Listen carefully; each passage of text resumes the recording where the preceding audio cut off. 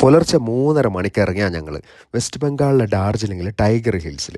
ഇതിലേറ്റവും മനോഹരമായിട്ട് തോന്നിയത് എന്താന്ന് ഈ ഷമി മാഷ് ഒന്ന് പറഞ്ഞു കൊടുക്കി. ഏറ്റവും മനോഹരമായിട്ട് തോന്നിയ സംഭവം എന്താ വെച്ചാൽ ആ സൂര്യോദയത്തിന്റെ സമയത്ത് കാഞ്ചൻജംഗയിലേക്ക് ഒരു റിഫ്ലക്ഷൻ ഉണ്ട്.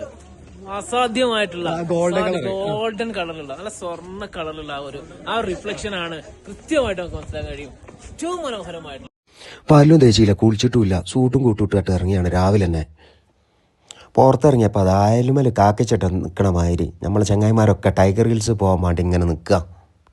അതിൻ്റെ ഇടയ്ക്ക് ഡ്രൈവറെ കത്തി. സിംഹവും ആനയും പുലിയൊക്കെ ഉള്ള കാടാന്ന്. ഒരു പൂച്ച പോയിട്ട് ഒരു കോഴി പോലും ഇല്ലാത്ത കാട്ടിലൂടെ പോണത്.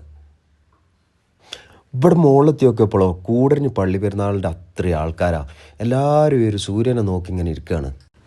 ഒരു 15 മിനിറ്റ് കഴിഞ്ഞപ്പോൾ ആ സൂര്യൻ പൊന്തിട്ടുണ്ട്. പെട്ടെന്നാണ് എല്ലാവരും ഞെട്ടിച്ചുകൊണ്ട് ഗോൾഡൻ കളറിലേക്ക് ആ കാഞ്ചൻഗംഗയുടെ ആ ഒരു പർവ്വതനിര മാറിയത്. അത് ഭയങ്കര അവിടെ ഉണ്ടായിരുന്ന ആളുകളൊക്കെ ആർത്ത് വിളിക്കാം. കാരണം ആരും എക്സ്പെക്ട് ചെയ്യാത്തൊരു സംഭവമാണ്. പെട്ടെന്ന് ഒരു നിമിഷം, ആ സെക്കൻഡ് കൊണ്ട് അവിടെ മാറിയിട്ടുള്ളത്. അങ്ങനെ ഒരു 15 മിനിറ്റ് ഇങ്ങോട്ട് കഴിഞ്ഞപ്പം ഈ ബാക്കിലുണ്ടായിരുന്ന ഗോൾഡൻ കളർ മാറിയിട്ട് അതിൽ നോക്കി, ഇവിടെ ബാക്കിൽ നോക്കി, അതിൽ ഈ ഒരു ഗോൾഡൻ കളറിൽ മാറിയിട്ട് ഇപ്പോൾ വൈറ്റ് കളറിലേക്ക് ഇത് മാറിയിട്ടുണ്ട്. അപ്പോൾ ആ സൂര്യൻ പൊന്തി ആ ഒരു ഗോൾഡൻ ഷെയ്ഡ് പോയി ഇപ്പോൾ അത് വൈറ്റ് കളറിൽ. പക്ഷെ അതും കാണാൻ ഭയങ്കര ഭംഗി തന്നെയാണ്. ജീവിതത്തിൽ ഒരിക്കലെങ്കിലും ഈ വെസ്റ്റ് ബംഗാളിൽ ഡാർജിലിംഗിൽ ഈ ഒരു ടൈഗർ ഹിൽസിൽ എല്ലാവരും ഒന്ന് വരണം എന്നുള്ളതാണ് എൻ്റെ ഒരു അഭിപ്രായം.